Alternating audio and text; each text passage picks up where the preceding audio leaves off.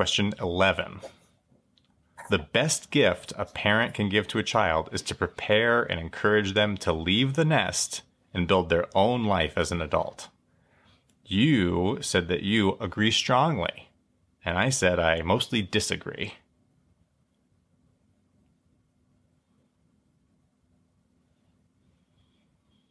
Okay, why don't you tell me why you disagree with that?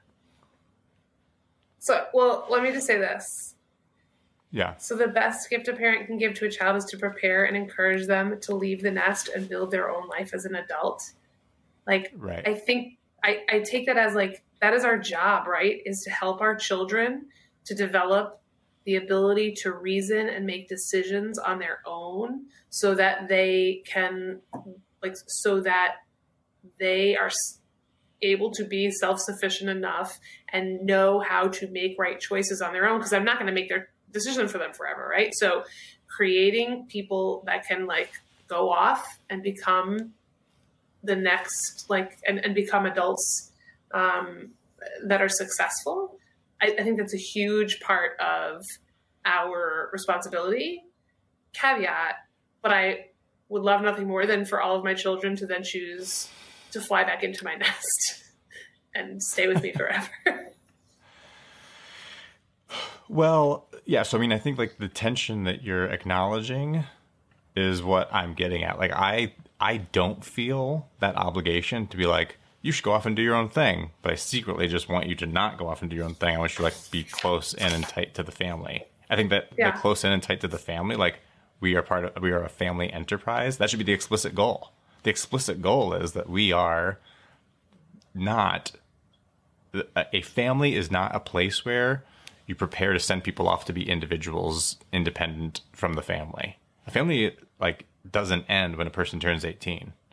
And I think that there's this like this concept of like, well, my job is to get you to 18 and for you to be independent. No. 18, and I'm out. And you asked that in a different question, and the 18 thing, right. And I highly disagreed with that. So that's not what this is about. Yeah. I'm not saying like your job is to be like, and then like go off and we'll see you on holidays.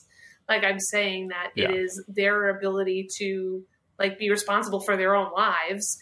And I hope that they choose and that we have fostered a family relationship where they choose to spend a significant amount of their adult life in proximity to us.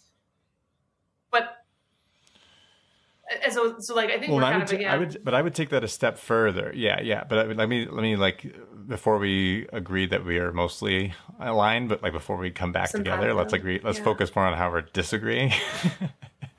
Like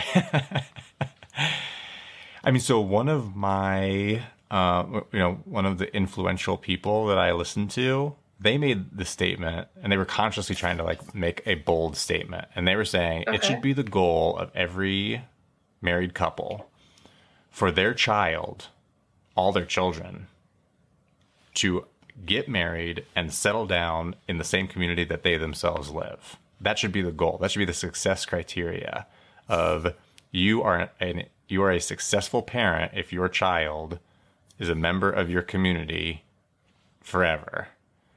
And their argument was, if you have the mindset that when your child's an adult, they need to get out of your community, then you either shouldn't live there because there's apparently something wrong that you don't think it's a desirable place to be, or you have a toxic attitude toward your own children. Like you should want them to be near you, and you should explicitly encourage them to be near in to family, because not just you as a parent, but like, because for example, have 3 kids. If all 3 of our kids settle down in the same town we're in, then even when we're gone, they will have each other. Mm-hmm. But if our goal is to like throw them to the winds and like go in 3 different directions, then they will all, as soon as we do that, they're alone, and they'll be alone forever. And so like a healthy family would be one that cultivates connections that are enduring. And part of that is geographic. So that was one aspect of their argument. Let me say one more and then I want your reaction. But similarly, they said there's like this myth today of like you're going to find the one who's like perfect for you by like casting a net of like a nationwide or global dating website. Yeah. Or you're going to meet them backpacking across Europe or at Machu Picchu or like some other like super bougie upper middle class like college summer destination. Like that's the theory now. And the reality this person was articulating, I mean, like there's no rational basis to draw that conclusion because as we've discussed, going back to like the 80-80 marriage, is all you're doing is increasing the likelihood that whoever it is that you fall for is somebody who you have very little in common with. And you're setting yourself up for a series of conflicts about where are you going to settle down, how are you going to raise your kids, which family you're going to be closer to. And all of those things would be resolved or they'd be non-problems if you just focused your attention on like, well, this is my community or my area that I grew up and I want to settle down, which is something Greg said of like, if you can, look for somebody who's from the same place you are. Like, there's no reason to subject yourself to this tension and conflict over where are we going to be for the holidays and where are we going to settle down. Like, just settle down with somebody who's from the same place, that grew up in the same place that you did. And all this is solved. Right. What are your thoughts? I mean, a couple of things. Like, one, I can't more wholeheartedly reject this because like it would mean that Greg would not be married to Kristen and you would not be married to me, right? Like, and I think I knew someone that I was good friends with who did this, where she was like, I'm not going to get married. I'm not going to meet the right person until XYZ. And that's like not the approach I took at all, which was, I was like, I'll meet the right person when I meet the right person. And at that time, I'll make the decision about my life and where I am. So like, had I met you earlier on, like my career path may have taken a different trajectory, right? Like I may have made different choices. But well, I mean, like we've said that if we'd met earlier on, we would have just hated each other. So there's that too. Right. Like we wouldn't have been where we are now. Like we were very different. Like you and your like, we met at a time that we were compatible. We were not always compatible. Yeah. No, right. And so like, I think, so part of me is like, when you say things like this, I'm like that's rejecting, like, that's like basically saying that like our relationship is false or faulty. And so that's part of me. No, like, but see, like, I think that's a false. Yeah. So I get that. But I'd also like, I think we have to actually guard against what you're suggesting. Because what you're suggesting is that like we have either some obligation or we should like rationalize and defend the decisions that we've made individually or as a couple by encouraging our children to make the same choices we did. No, like, what I'm saying there's tons of choices that I have made or that we've made, and I don't like stay up at night like second guessing those choices.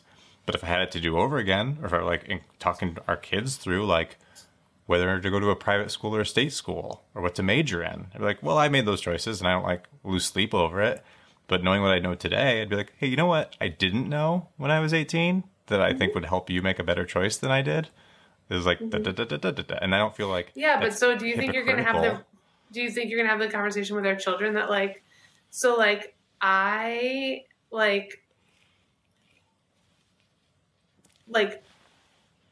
had a choice to make and would I do it differently? So I recommend that you meet someone in your hometown because I probably would have done that if I had gone back. Like, we're going to tell our kids, like, you thought you picked the wrong person? Like, that, like, you can't. Well, no, but think about it this way. Like, we've said it a dozen times of neither of us fully appreciated, like, how challenging it would be to raise our kids without the benefit of, like, having a grandparent or an aunt or uncle down the street.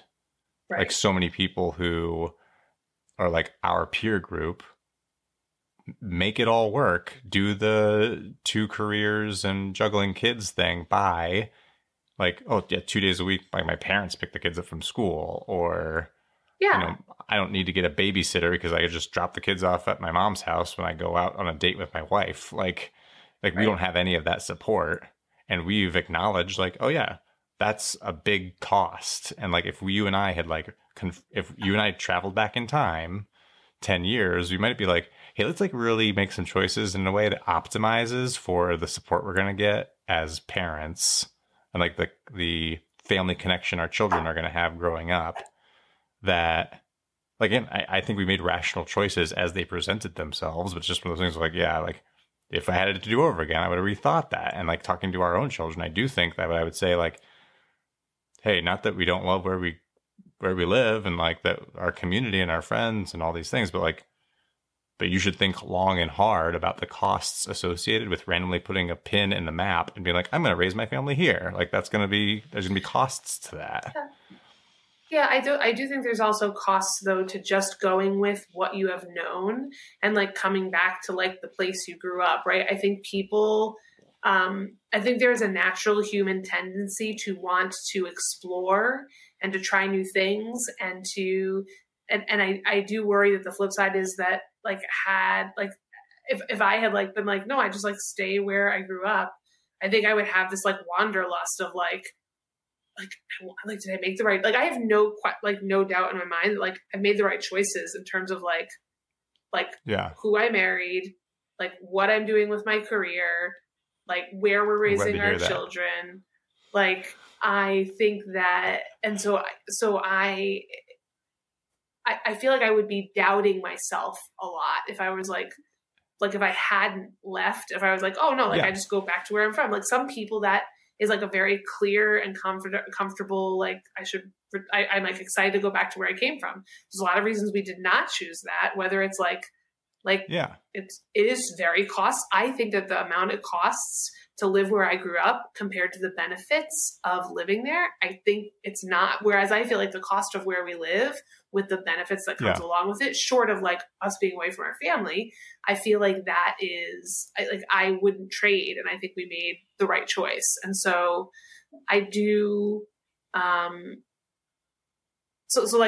do reject the geographic proximity and that's a failure in parenting. Like, I feel like my parents, I'm just going to use them anecdotally, right? Like, I feel like my parents raised 3 very strong, independent women, all of whom have very strong ties back to our family. And we prioritize that time together.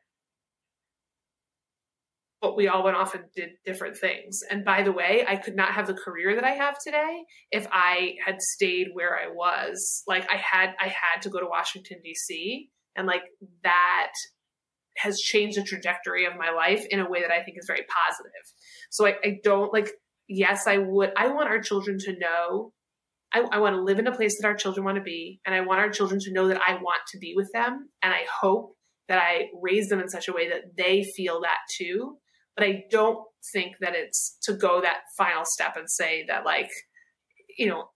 success is if everybody comes back to be near each other. Like, I think people you are a complex and whole person, and there are other reasons that might drive you to other locations. And like, I don't think that's a failure of a familial relationship. I guess we're gonna have to agree to disagree. This is one of our biggest areas of disagreement. I significantly disagree. Now, absolutely. Acknowledge it.